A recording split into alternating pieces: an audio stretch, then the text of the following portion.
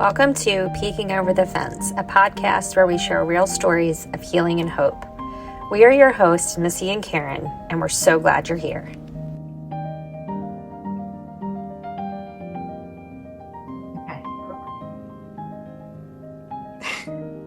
Hi, everyone. Welcome to the very first episode of Peeking Over the Fence with Karen and Missy.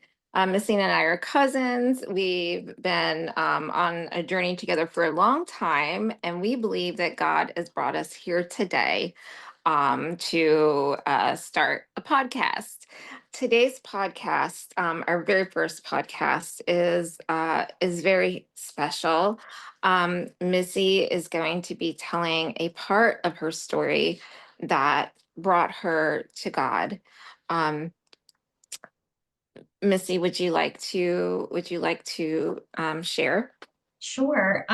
So welcome everybody. I am so excited and very nervous to do this. Karen and I have had so many conversations about this and how nervous I am. And I'm just grateful that I get to do this with you, Karen. And Yeah, I'm so proud of you for sharing. I know how sacred this is. I know how nervous you were about putting this precious story that's so dear to your heart out. And I'm so proud of you yeah, for this. and I'm grateful that I feel like in a safe, warm place that I can do this. And I just want to start off by saying this is a heavy topic. I'm going to talk to you about the loss of my daughter, Aubrey, the stillbirth, and my experience and what we went through.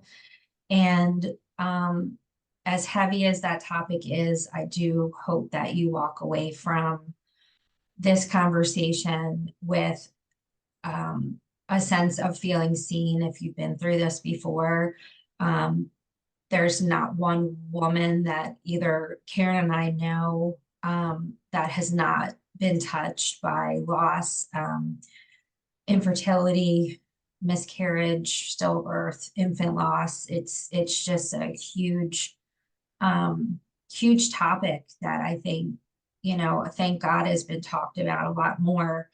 And the reason that we're choosing this as our first episode is because on December 14th, a group that is just very near and dear to our family's heart is called the Compassionate Friends. And they're a worldwide organization that does a candle lighting in every time zone starting at 7 p.m.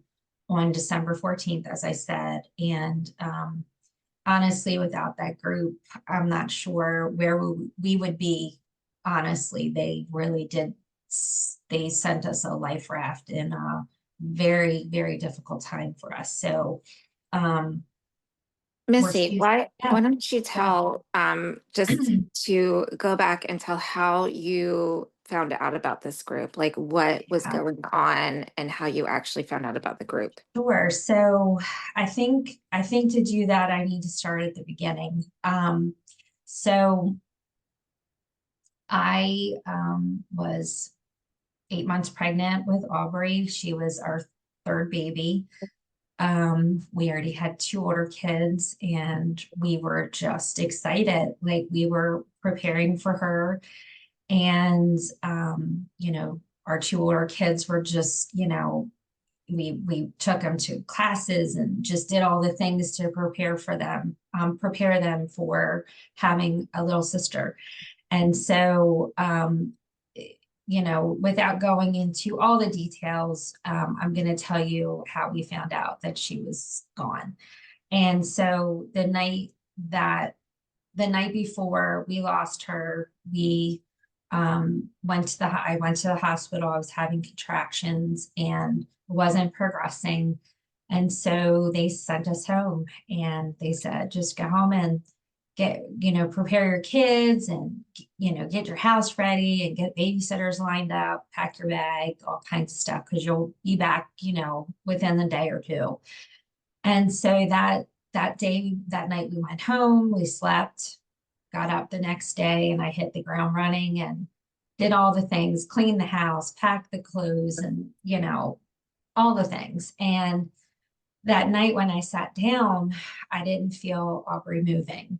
And I didn't think anything of it. I just thought she was moving during the day while I was, running around taking care of the kids. And so I sat down, and it's crazy how our mind works, because I clearly remember eating a bowl of honeycombs cereal and thinking, okay, I'm going to eat something and she's going to start moving around, and nothing happened. So I woke Steve up and I said, it's probably nothing, but we should probably go get checked out. Maybe there's something going on.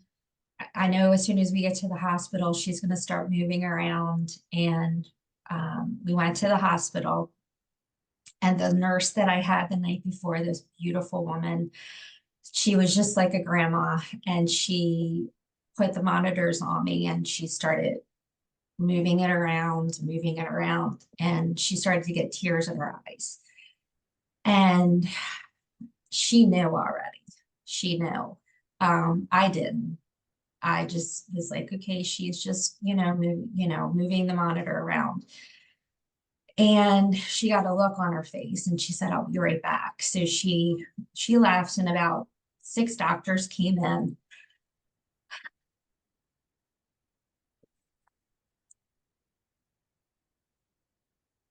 With a machine, with a sonogram machine. Sorry, I thought I was prepared to talk about this. This is the first time that I'm saying out loud all the details,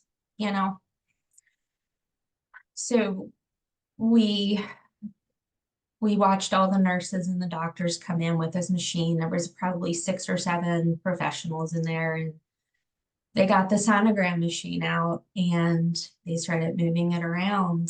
And the doctor said, I'm so sorry. There's nothing we can do. She's gone. And I thought, okay, they're gonna take me out for a C-section. They're gonna, do all these things. And I'm just sitting in the bed like, okay, do something. And I said that out loud. I said, do something. And they said, I'm sorry, but there's nothing we can do. There is no heartbeat. And I clearly remember thinking like it was like I left my body. And I said to Steve, I said, okay, everything's going to be okay. We're going to go home and, get the kids up and do all the things. And he's looking at me like, we can't leave. And I, in backtracking, he was at the end of the bed staring at the machine when the doctor was, looking for the heartbeat. And when they said she was gone, his knees buckled. And it was like the life was sucked out of him, and seeing him react that way made me feel like I needed to take care of him. And it was like in that moment, I wanted to do something, but I couldn't get away from it. I didn't want her to leave, but also she was still in my belly, it was a very surreal moment. And so we sat in the hospital. We called our families. We had to call and tell everybody what was going on. And I remember over the hours, people were showing up and people would leave, and people would show up and people would leave. And then, I'm sorry, one sec. We're going to edit that part out. So, I already have cats. And so it was ironic because the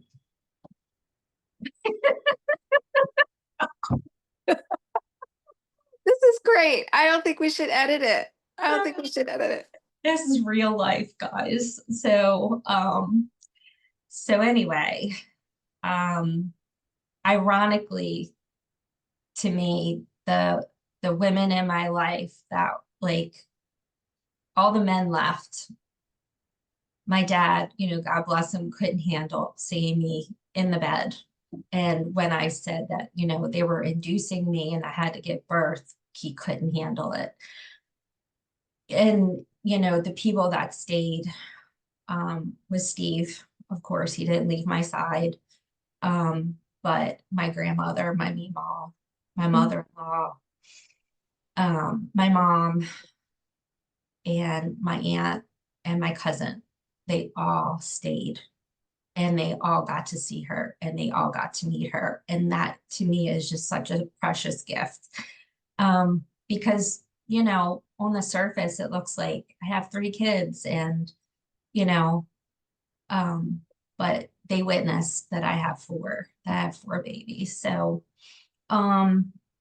they got to see her beautiful face and they got to hold her before the death set in. And by the time we got her and they brought her to us, that had set in the discoloration and the things that you witness with a stillbirth. And we got to hold her. And I honestly, to this day, when I talk about it, I can feel her head on my chest. It's something a feeling that has never left me. And so, after many hours of labor, she was born and we got to hold her. And then we were discharged and they just let us leave, and we were just like, what do we do next? Like, we don't know we're not sure what to do with this. We don't know. I mean, we had a funeral, we buried her, we had a beautiful service, and then everybody went on with their lives and we were just sitting there like, we don't know what to do. So, I mean, I remember clearly just, where my mind was and how unhealthy things were and that I didn't have the resources. No one told me to go to a counselor. I didn't know what to do. And I remember, going to my 6-week checkup and my doctor, who I loved, who delivered my other daughter. And we went back and it was a 15-minute appointment. He didn't ask how we were doing mentally. And he said, everything's fine and let us go. And we just sat there stunned, like, nothing. You're not gonna offer us anything. And so we tried our best to get back into life. Steve went back to work, but I was really struggling. As we had talked about so many times, the hormones set in and, I'm trying to recover from having birth. And there was still like, all these doubts in my mind. Is there something that I did wrong? What could have I done better? How could I have prevented it? And so we started searching. And I remember going to the library and this person came up to me and I was looking at books on grief. And to this day, I don't know if it was a man or a woman, but they saw the books that I was looking at and they came up to me and said, like, I think you could use this group. And on this piece of paper, it said the Compassionate Friends, and it had the name of the leader on there, the lady that was running the group and her phone number. And I had no idea what it was. Like the person just dropped it and like they were gone. It was like, honestly, I truly believe it was a gift from God that used this person to help us. And I called the number and found out that they were a group that they were a support group for people that lost children. And it's for any age group, any stage of life that the child has passed. And at the time, there were several people in the group that had stillbirth, had an infant loss, and they only met once a month. But Lynette, who was running the group at the time, she could hear it in my voice that we needed support, and she pulled a group together for us. And we met at her house, and it was what we needed. It was what saved us, because we were drowning in sorrow, and Steve didn't know what to do to help me while he was grieving himself. So they really did. And that's how we came to know the Compassionate Friends. We went there for several years. We got to meet amazing people. We felt like we could laugh with them and they didn't think we were crazy. It was what we needed. It was definitely a lifeline. And Missy, you said that group, they're worldwide. Yes, they're a worldwide group. They have chapters in almost every state. Um, and across they're I know they're around the world, because the lighting is a worldwide candle lighting, and it's so interesting to go on their page and see people commenting from all over the world. It's heartbreaking. What is the name of the group again? It's called the Compassionate Friends, and you definitely look up to see if there's a chapter in your area, if that is something that you need. I think that there are definitely more resources now than there were, although I'm not positive. And this is definitely something that I tell everybody about. Like, look at, if I meet someone that's had a loss, obviously I give them my number and do everything that I can to help them. But if there is some sort of support group, I always encourage to be around people that can truly understand what you're going through. Missy, what were some of the things that you remember, like things people did that were helpful Mhm. or that were not helpful and actually hurtful? Right. Can you talk, like, because you know we may not have gone through that ourselves, but we all know people that have, and it's very hard to know how to respond to that. Oh, yeah. I mean, I think that the main thing is just being there, just picking up, doing simple little things that I just physically couldn't do. I mean, I felt like a zombie. I felt like, I'm responsible for my other two children, and I wasn't sure how I was going to do that. Um, I think that, just do something. When you ask somebody, what can I do for you? They're going to say, I'm fine, or I don't know. Just do something, a meal, if they have other children, ask to babysit, just jump in any way that you can. I think, we all try to say things to make people feel better. And, sometimes those words hurt. And the last thing I wanted to hear at that time is, if it was so and so, they wouldn't be able to handle it. They're doing so well, or, it's God's will. And, I didn't want to hear those things. I just Mhm. wanted my baby. I wanted answers. I wanted to understand why. Um, I met one of the best people that I know, one of my best friends during that time. Like, that was another um, gift from God, because I met one of my best friends during that time, because our kids were in the same preschool together, and she Mm. just jumped in. She didn't ask questions. She just jumped in. She took Billy and Cassie and did things with them, and made us dinner, and just got me through. And she's another one. I don't think I would have gotten through that time without her. She really just jumped in and did those things. So I think it's just a matter of being kind. You don't need to say a lot of words. Sometimes you just have to sit there and listen, Mhm. um, and say their names. Like, don't forget, like, you're not going to remind them. I promise you, they have not forgotten. You're not going to remind them of the pain. You're not going to remind them of what they went through. They may not have had a name. They may have passed as a miscarriage, but letting somebody know that you remember it is one of the biggest gifts you can give somebody that has gone through it. Mm-hmm.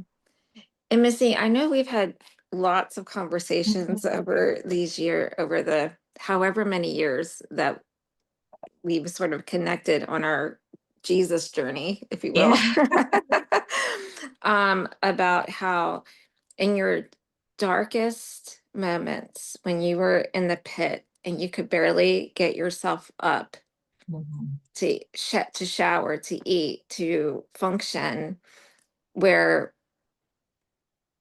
when you look back, you can see where God was Yeah. and how. And can you touch on some of those things when you were able to look back? Oh, sure. Mhm. So I could tell you that from 1999, we lost Aubrey June 22nd. Well, she passed on June 21st, 1999, and I gave birth to her on June 22nd. And from 1999 to 2015, my identity was a woman who experienced child loss. And I lived that way every single day, and it caused anxiety and depression, and um, it really played a huge toll mentally. And I guess in 2015, early in 2015, I just felt this big call on my heart, like God was pulling me to church. And I went to a brand new church by myself. And it started from there. It's just started this journey of healing. And I, I've reached out to you several times, and I was just like, wanted to know more about God. And, I knew him as something to fear my whole life. I did not have a relationship with him. I didn't know his character. I didn't think of him as a father figure or a friend. And I know I started asking you questions, and we would send songs back and forth to each other. And it was just, it was so exciting to get to know God in a different way. And I picked up a Bible study book, and it was by Angie Smith, and it was called Seamless. And I don't know why I picked this up. I didn't know anything about her. I just thought, oh, this is a pretty book. And I thought that it was like, it's cute. And so I started doing it, and I found out that she had a daughter named Audrey who died. Yeah, who died not long after she gave birth. And in the book, she wrote this paragraph that just hit me so hard. And it was a point for me that I had to make a decision. And if it's okay, if I could read Oh, just, please, yes. yeah. So it's called Seamless. It's by Angie Smith. And she said, I believe God is good even when I don't understand all the particulars of his decisions. I don't say this flippantly. I say it as a woman who has stood, I haven't read this in a while, in a cemetery while her daughter was being buried. And with the thud of every shovelful of dirt that separated us, I had a decision to make about the God who allowed it. Either he loves me or he doesn't. Either he's good or he's not. I decided to believe God is good and he loves me. It wasn't a decision based on emotion or shallow hope. It was quite simply the only place I found safe enough to rest my weary bones. That's beautiful. And at that moment, everything changed. I decided to trust him. And and the Holy Spirit spoke to me and said, I'm going to heal you from losing her, but I'm also going to heal you from a lot of other things. And it's going to hurt. And What it's year was that, Missy? That was what, 2000? that was 2015. Yeah. And, Here you we know, 2025. and Yeah. it's hurt. I'm telling you, it's hurt. Wow, he was not lying, but he also, the Holy Spirit said, I want you to write down every time that I that you can remember me being there. And the blessings that I gave to you during that time. And when I wrote that all down, I saw how much he cared for me. And one of the places, and that paragraph reminded me so much. I was going back to church, or going to church at that time, and laying on the pew after the service was over and not wanting to leave, because I just felt like that was the only place I could just let go.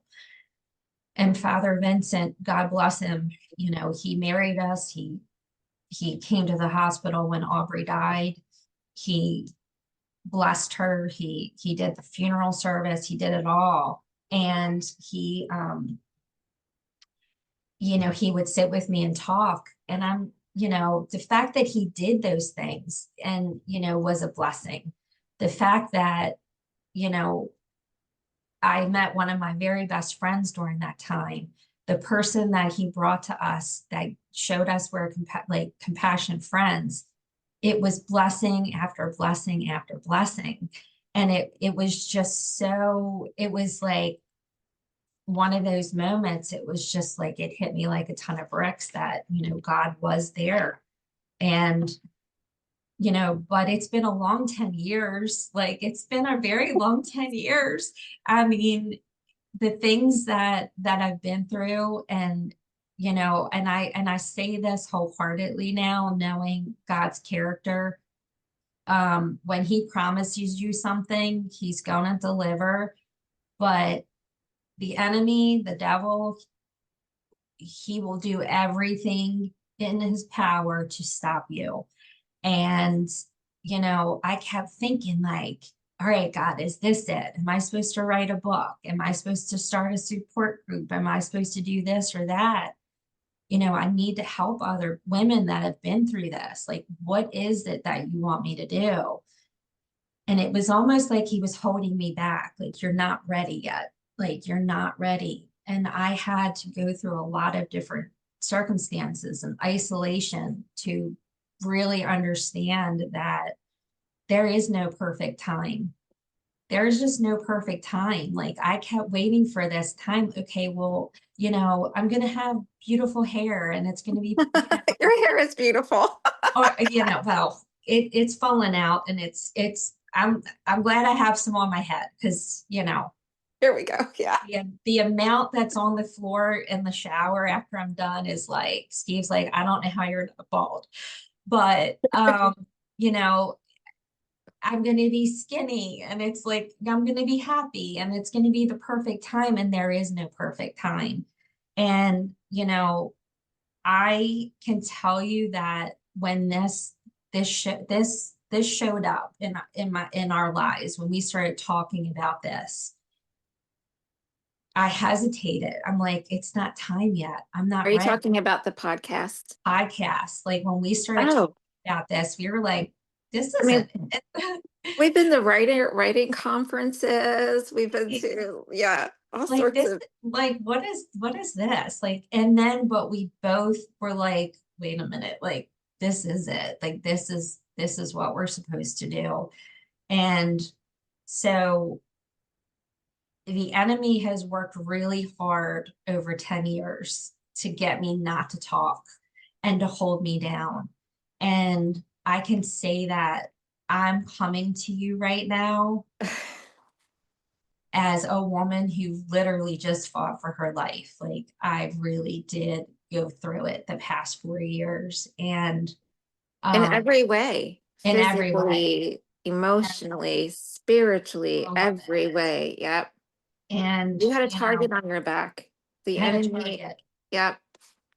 And I know now that there's no perfect time, and I'm broken, I'm bruised, I'm battered from the past, several years. It's been really rough. And that's another topic. Like that's a whole nother episode. That might be a whole series. But um, you know, I just know now that, I know the truth. I know what the enemy does. I know now that when I was isolated, when I was sick and I was down, that he used depression and anxiety and my past and all kinds of things to keep me down. And now I'm just like, I got your number, buddy. Like I know like this is not how it's going to be. And I'm gonna show up in my pajamas on a podcast. I know, but even this past week, like he was oppressing you, and then you Right. were like, wait a minute, Yeah, I recognize this. right. Right. And then you So prayed out of it, and then you called and you're like, we have to do that this week. Like we right, have to do it this week. right. And and then all the technical difficulties today. I mean, Right, I have totally locked myself out of my computer. right, This, and then you know what we did? We prayed, and then because I couldn't get onto my right, phone, I couldn't get over and then here we right. are. So it's like And we have to remember that God will always win. We have, right. when you're walking in his will, there's an army of angels around you, Yeah, and we have to fight and fight for each other. absolutely. Mhm. I honestly wouldn't be here if it wasn't for the people in my life who pray. Mhm. I just know that 100%. Like I remember being at my lowest moments and reaching out and saying, please pray for me. I don't have the words. And getting through the night. And sometimes that's what it takes is just one day at a time, 1 hour at a time. And, it took me a very long time. When I tell you that since 1999, what a journey it's not been overnight. I mean, when Mm-mm. Aubrey died, the old me died with her. God has created a whole new person from that moment on, and it's like 26 years of growing me and building me into where I'm at now. And I can honestly say right now with pure confidence, like I know that Aubrey died in the safest place here on earth, and she went right to Jesus. And why wouldn't you want that for your child? Yes, I wanted her here. Yes, the circumstances to be different. I cry, thinking about who she would be at 5 years old, at 15 years old, at 26 years old. Like, yes, of course I think about those things, but the comfort of knowing that she is okay, that she's in heaven, she's got a job up there, and it's not to take care of me. I don't think of her, as an angel that's always around me. I think of her up there just busy doing things, taking care of people, and, you know, just up there busy. I love to think of her that way. And then, you know, the hope of heaven, like that gives me of knowing that I'm going to see her again. And that gives me permission. And again, it's taken me a long time to get to this point because I lived in grief and depression for a good 10 years or longer than that, whatever the math is of 1999 to 2015. Do the math, whatever that is. Don't ask me to do that right now. But I lived in that role for a long time in the depression and the grief and the anxiety. And once I gave it over to God, it gave me permission to live my life here and to be happy and to be able to smile and to be able to count the blessings around me. My life has been so, so blessed. I mean, I don't deserve it in any way. It's just been so, so many blessings, but it Right. has, And Right. And it doesn't mean that you don't have your moments and you don't cry. I mean, we saw, as you told the Right. story, when you tap back into it, right? Mhm. But Right. you're allowing yourself to feel full on joy and to live your life. Right. And, you'll always have that, you know, Right. And I just, think it's important to feel both of it. I yeah. think it's important to not run from the grief, but don't run from joy either, because it can exist. Both of them can exist. And you're cheating yourself and you're cheating the people around you to Hmm. not be fully present in this life. It really, and I get it. I understand it. I did it for so many years, but my biggest advice is ask for help, Hmm. is And keep God will meet you where you're at, in the pit where absolutely. you're at. And, we're starting an Instagram and we have our social media. Mhm. You can always reach out to us for Please. Yeah. resources. We're going to have on the 14th, is it the 14th? We're going Yeah. to have a candle if you want to write your baby's name in the comments. Yes. Um, we absolutely.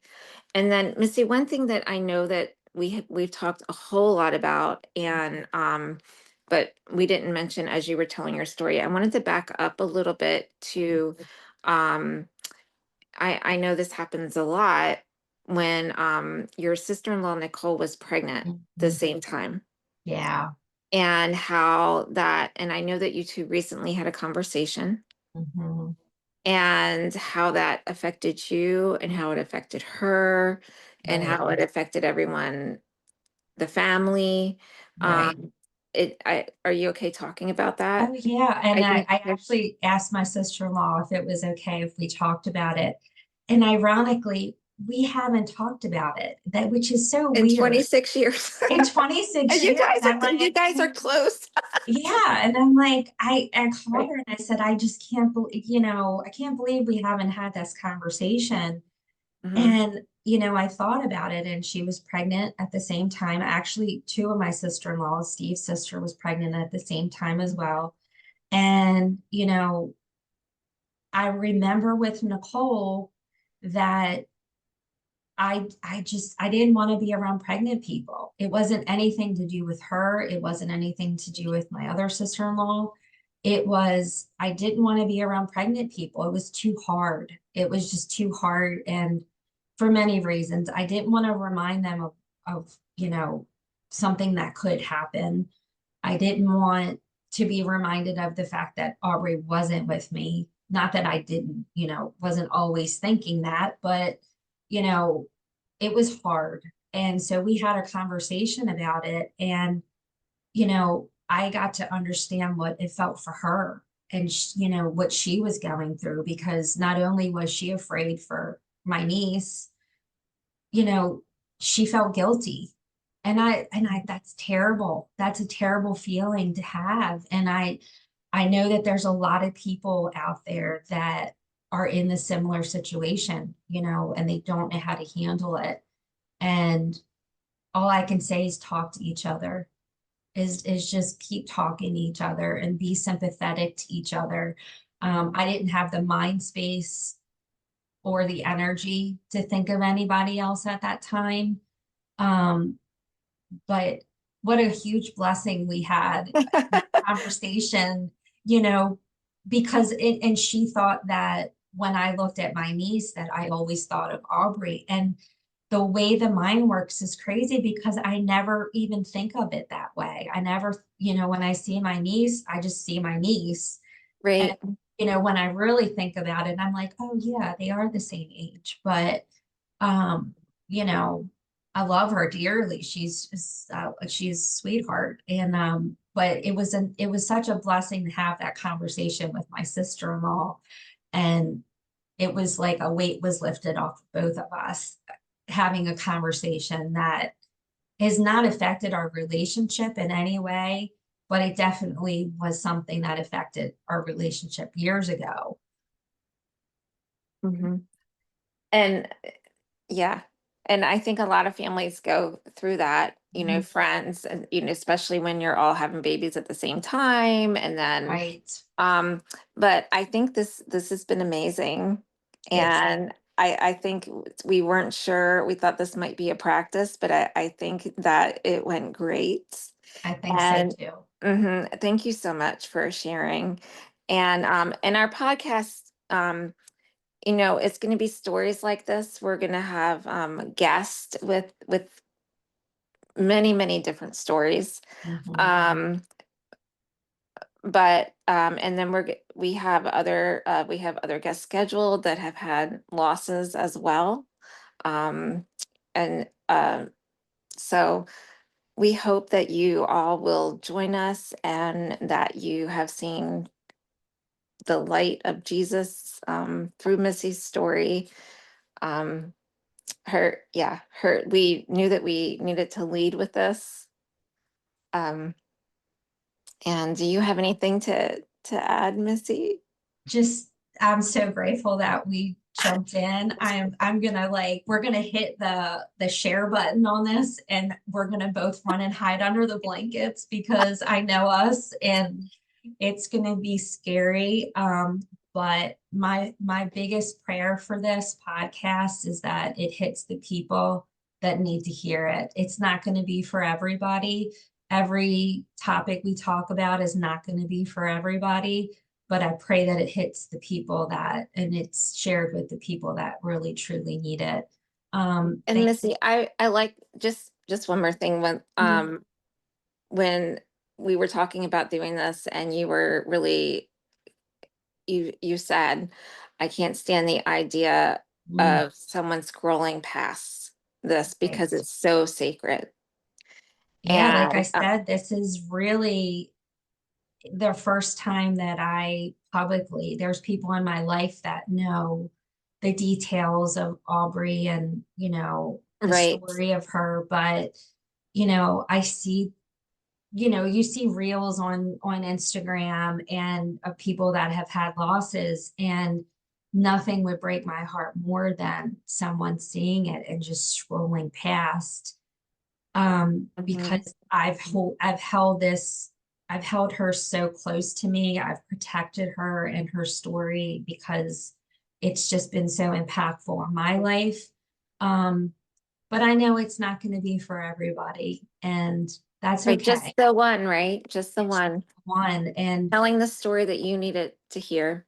right, Mhm. because there were people that came into my life who were brave enough to tell their story and to reach out, and that's what saved me. And if there's one person in the world that this talks to their heart and they feel not alone, then it's worth it.